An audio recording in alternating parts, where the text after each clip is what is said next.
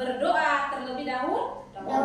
Mari kita menuju ke pojok doa untuk berdoa. Silakan. Teman-teman, marilah kita berdoa dalam nama Bapa, Dalam nama Bapa dan Putra dan Roh Kudus. Amin. Hari ini anak-anak siapa yang tidak hadir? hadir semua. Sebelum kita masuk ke pembelajaran, terlebih dahulu kita buat dulu kesepakatan kelas atau kesepakatan bersama dalam pembelajaran hari ini. Bisa dong? Bisa. Oke. Kira-kira kesepakatan kita yang pertama apa? Oke, Gio. Mengikuti arahan guru. Oke, mengikuti arahan guru. Yang kedua, sebelum berbicara kita harus angkat tangan. Ada yang lain lagi? Lelin? Peduli dengan orang lain. Oke, harus peduli dengan orang lain, dengan teman, dengan guru, ya toh? Ada yang lain lagi? Treder, Ibu mau bertanya, anak-anak, apa yang kamu ketahui tentang gereja dan apa yang biasa kamu lakukan di gereja? Pernah dengar kata gereja? Pernah. Apa yang kamu ketahui tentang gereja? Siapa yang bisa? Oh, Gio. Menaikkan ibadah. Oh, gereja itu tempat untuk beribadah. Ada yang lain? Treder? Tempat untuk kita berdoa. Tempat untuk kita berdoa. Ada lain? Tidak ada? Oke, gereja itu tempat untuk beribadah, tempat untuk berdoa. Menurut teman kita, Gio dan Treder. Kira-kira di gereja itu apa yang kita lakukan? Kita buat apa di gereja? Berdoa. Gio? Berdoa. Berdoa. Buat apa lagi? Lelin, mengaku. Apa lagi? Menyambut komuni. Bagus, menyambut komuni. Siapa yang pernah dengar kata misa? Apa yang kamu ketahui tentang misa itu? Misa, siapa yang bisa? Misa itu apa? Angkat tangan. Oke, Naya, bagus. Misa itu Naya bilang kita mengikuti perayaan Ekaristi. Perayaan Ekaristinya di mana? Di gereja. Jadi, anak-anak, gereja itu adalah tempat untuk kita apa? Berdoa. Berdoa. Sebelumnya kita harus tahu dulu tujuan pembelajaran kita hari. Tujuan pembelajaran kita yang pertama yaitu siswa dapat memahami apa itu sakramen Ekaristi. Tujuan kita yang kedua, siswa dapat menjelaskan fungsi dan simbol-simbol dalam sakramen Ekaristi. Jadi, yang ketiga, siswa dapat mengidentifikasi dan mengaplikasikan langkah-langkah dalam perayaan Ekaristi. Kalian siswa dapat bekerja sama dalam kelompok untuk menghasilkan proyek kreatif tentang sakramen Ekaristi. Hari ini tentang sakramen Ekaristi. Yang berikut, siswa dapat menunjukkan sikap yang positif dalam penerapan pengetahuan sakramen Ekaristi. Ibu akan memberikan pemahaman dasar tentang sakramen Ekaristi. Sakramen Ekaristi adalah salah satu sakramen yang ada dalam gereja Katolik. Ekaristi adalah perayaan di mana umat Katolik memperingati dan merayakan pengorbanan Yesus Kristus di salib. Sehingga dalam Ekaristi itu ada roti dan anggur yang dikuduskan dan diyakini menjadi tubuh dan darah Kristus. Ibu juga mau sajikan tentang urutan atau bagian-bagian dalam perayaan Ekaristi. Ada 4 bagian besar dalam perayaan Ekaristi itu. Yaitu apa saja? Yang pertama, Liturgi pembuka, liturgi firman atau liturgi sabda, liturgi Ekaristi, penutup. Liturgi pembuka ini itu untuk mengantar kita memasuki suasana apa? Ibadah atau suasana doa. Di mana kita mendengarkan bacaan-bacaan kita suci, yaitu dari bacaan pertama, yaitu Mazmur, apalagi bacaan kedua, Injil, khotbah, yaitu selain itu ada liturgi Ekaristi.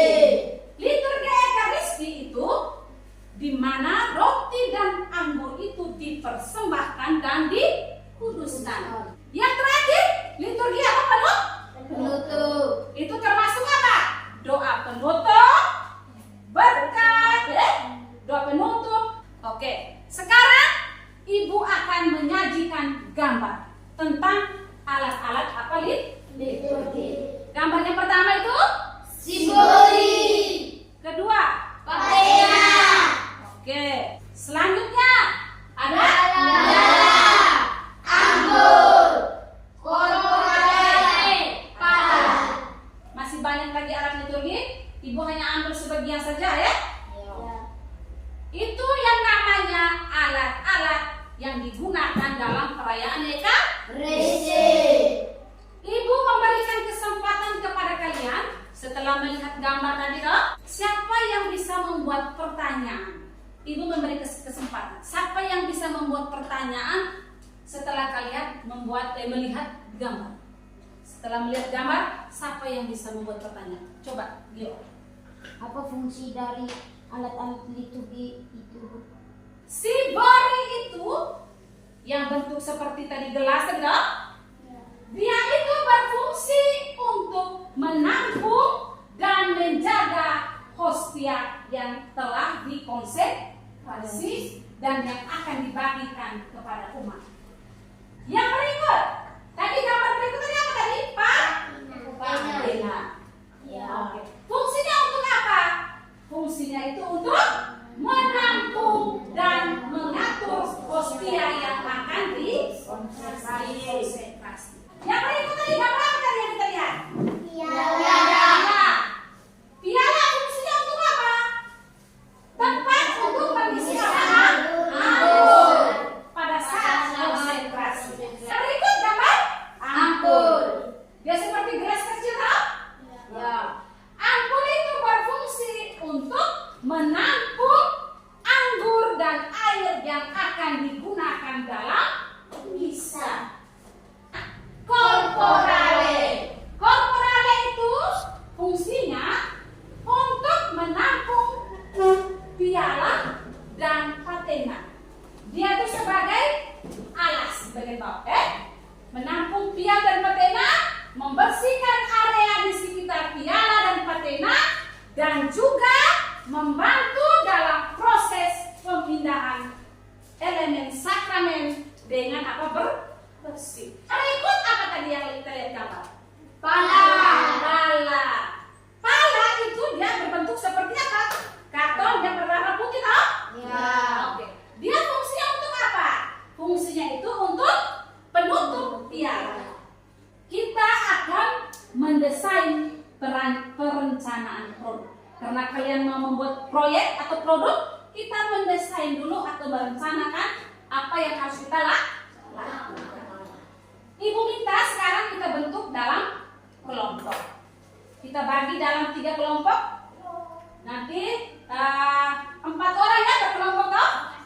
4 orang berkelompok. Ini kelompok 1. Di sini kelompok 2. Nanti yang berempat ini kelompok 3. Oke, silakan. Mari kita duduk berkelompok. Ibu akan membagikan lembar kerja peserta didik yang akan kalian lihat nanti. Oke, kita lihat bersama dalam lembar kerja. Sekarang lihat sama-sama ya. Judulnya dalam lembar kerja itu membuat poster dari salah satu alat liturgi menggunakan bahan di sekitar. Petunjuknya 1. Pilihlah salah satu alat liturgi yang paling kamu kamu sukai. Setelah itu gambarlah alat liturgi tersebut dengan warna yang menarik. Tuliskan apa nama alat liturgi yang kalian gambar tadi. Terus bisa jelaskan sedikit dengan kalimat yang sederhana. Lalu hiasi postermu itu dengan gambar-gambar yang berhubungan dengan perayaan Ekaristi. Misalnya gambar salib atau gambar Alkitab, ya, yang berhubungan dengan perayaan Ekaristi. Sebelum kalian membuat poster, kita lihat dulu. Kita harus menentukan apa? Jadwal atau menentukan atau memilih bahan-bahannya yang digunakan dalam membuat apa poster. Kira-kira kapan kalian membuat poster ini? Sekarang. Sekarang bisa? Setuju setiap kelompok? Setuju. Bisa buat sekarang? Bisa. Oke. Alat-alat yang digunakan kira-kira apa saja tuh membuat poster? Alat-alat. Oke, gunting misalnya, apa lagi? Lem. Pensil warna, apa lagi? Apa lagi? Kertas, apa lagi? Penggaris. Karton. Oke, karton. Penghapus. Oke, penghapus. Sudah siap kan? Sudah. Oke, sekarang ibu memberikan kesempatan dalam kelompok bisa membagi tugas masing-masing. Misalnya, yang satu dia menggambar, satu dia mewarnai, yang satu dia sebentar bertugas untuk presentasi. Nanti setiap kelompok bagi tugas. Mari kita perhatikan dulu. Sebagai sumber informasi untuk kalian membuat poster, sebagai sumber, ibu akan menyajikan video tentang alat-alat liturgi. Mari kita saksikan bersama dulu, nonton dulu video ini. Sebentar baru kalian apa kerja. Nonton dulu video. Mari kita menghadap ke sana dulu. Kita nonton dulu video tentang alat-alat liturgi. Salam damai kepada semua saudara-saudari terkasih. Nah, kali ini saya ingin membawa saudara-saudari untuk sama-sama mengenal alat-alat liturgi yang sering kita lihat dalam perayaan Ekaristi maupun dalam adorasi. Lihat? Sudah. Sudah tahu alat-alat liturgi dan fungsinya? Sudah. Sudah? Shalom. Sekarang ibu memberikan kesempatan. Tadi kamu sudah nonton video tadi tentang alat-alat liturgi, sudah tahu fungsinya. Di depan kalian juga sudah ada lembar kerja peserta didik. Ibu memberikan kesempatan kalian boleh menggambar alat-alat liturgi yang kalian tentukan tadi dalam kelompok. Pilih salah satu tadi. Kerja berdasarkan lembar kerja yang ibu sudah bagikan. Silakan. Sudah tahu? Sudah. Kelompok 1 sudah selesai? Sudah. Sekarang saatnya kita mempresentasikan hasil kerja Kelompok. utusan setiap kelompok sudah siap? Siap. Ibu memberikan kesempatan kepada kelompok 1 untuk mempresentasikan hasil kerja kelompok. Selamat pagi teman-teman. Pagi. Terima kasih atas kesempatan yang diberikan kepada saya. Saya mewakili kelompok 1. Saya akan mempresentasikan hasil kerja kami. Ini hasil kerja kami. Kami memilih alat liturgi Sibori. Sibori berfungsi untuk menampung dan menjaga hosti yang telah dikonsentrasi yang akan dibagikan kepada umat. Tempat hosti kecil. Sekarang ibu memberikan kesempatan untuk kelompok 2 mempresentasikan di depan kelas. Selamat pagi semua. Pagi. Pagi luar biasa.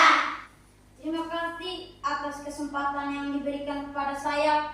Saya dari kelompok 3 ingin mempresentasikan hasil diskusi kami. Inilah hasil diskusi kami. Kami memilih ampul. Bisa lihat? Bisa. Ini ampul yang mereka buat.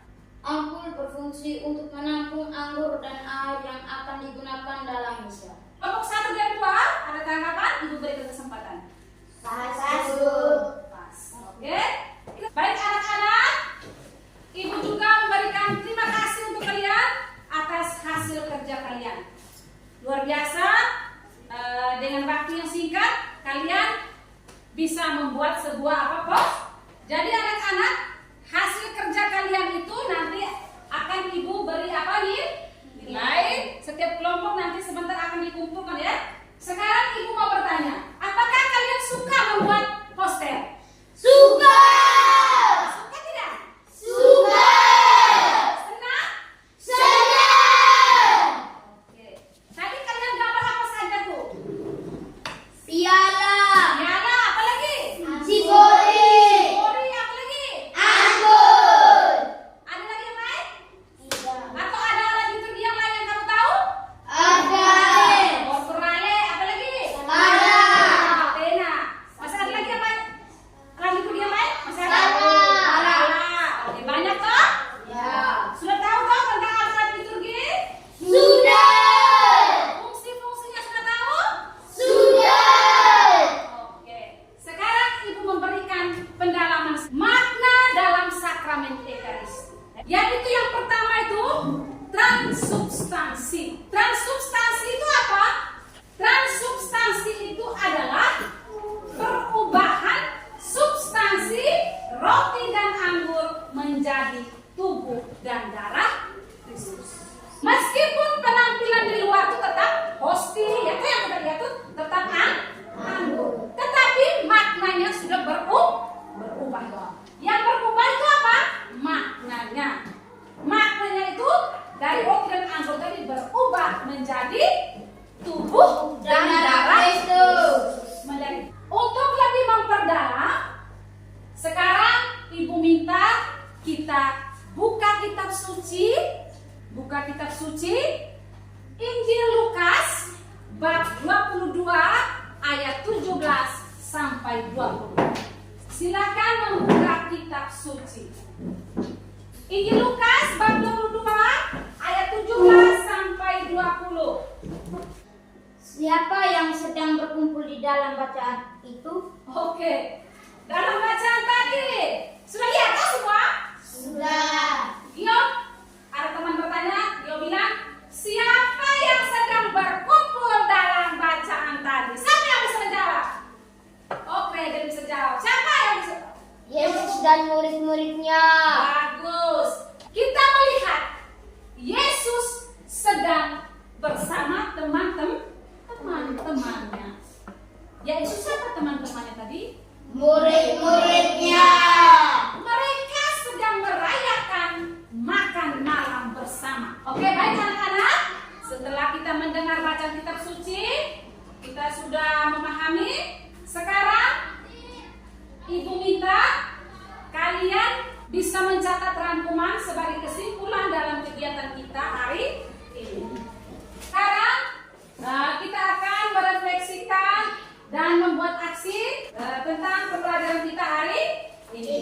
Oke, nanti coba lihat bersama ya. Jangan lupa tulis namanya masing-masing di atas. Namanya ditulis masing-masing siswa menulis namanya ya. Sudah tulis nama? Nanti langsung jawab dalam kolom yang sudah disediakan. Oke anak-anak, dengan berakhirnya atau terselesainya evaluasi kita hari ini, berakhir juga kegiatan pembelajaran kita hari ini. Untuk itu ibu minta satu orang memimpin kita dalam doa penutup.